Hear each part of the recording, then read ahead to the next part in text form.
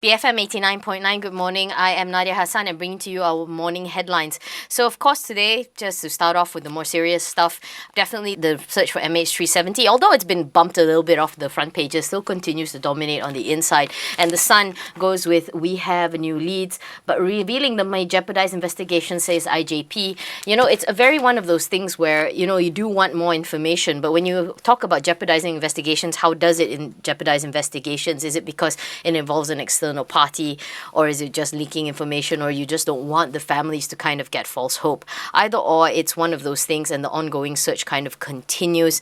Hopefully, they've actually cleared all the passengers for this. They said now they're investigating the crew, but regardless, we sit there and we wish them all the best because it's more than 3 weeks and still we have no idea where the plane has gone. So as it goes on, the other sort of headline which makes it to the Sun today is about tsunami alert after a killer earthquake. A powerful 8.2 magnitude earthquake hit off Chile's Pacific coast on Tuesday.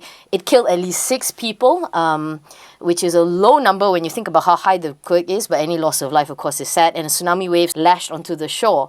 So, of course, it sent residents panicking, as it would, because it's quite a big tremor. So now the bigger issue is how you deal with the aftermath. Is like, what is the response like? What is the rescue like? Is there enough facilities to help those who have had their homes destroyed?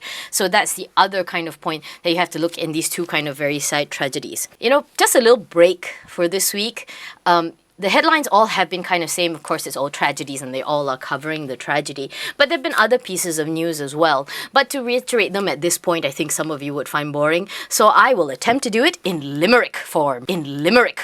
So taking a look at the papers, Malay Mail leads off with this caper about 6 thugs together with their mugs and how they continue to rain terror. Murder, robbery, assassination is their trade. As the police, they continue to evade. We certainly hope that the investigation will go deep, so finally all of us can get a kind of a peaceful sleep. Water still continues to soak the ink about the government and how they think the water rationing will continue on. Despite the outcry, this conclusion seems foregone. Despite the rain that continues to thrash against the windows as we all gnash our teeth as we sit in the jams, only to go back and found no water on hand. The Star goes with a modified song lyric, but if it was me, I don't know if I would pick pictures of clouds going into sun. Regardless of how it seems, it does not look like fun. This is getting ridiculous, don't you think? Will they have to wait till people start to stink? Will the government finally invoke wasia and raise the ire of those companies with their irons in this particular fire?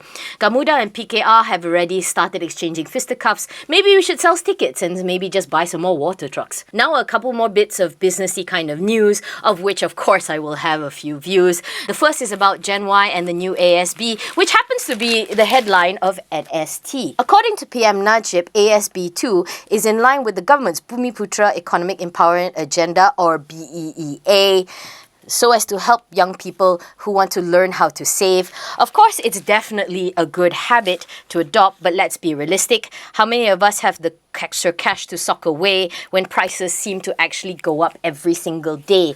For young graduates, it's quite a difficult rhetoric when you're now paying 150 really for your teh tarik. On to AirAsia and the ongoing saga at KLIA2.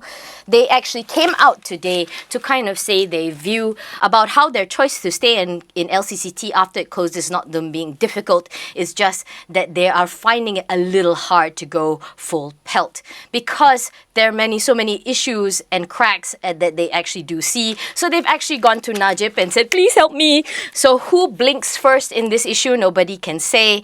But personally, for me at LCCT, I'm just really tired of walking so near the runway. Finally, we end as always with the tabloids, bastions of information and sensationalism on steroids. Marana in Nepal, says the Harian Metro. Marana is our word of the day, just so you know. Marana means to languish, to endure strife. It's about this girl who ran away to Nepal to get a better life, only to end up as somebody's slave. One person hopes her life they will actually save. Also, there was this news that Hollywood was thinking of making a news out of the missing plane. It seems a little tasteless in this point and actually, quite frankly, more than a little vain. But apparently Hollywood also wants to help and appear warmer, as you can see by this news sitting in the corner.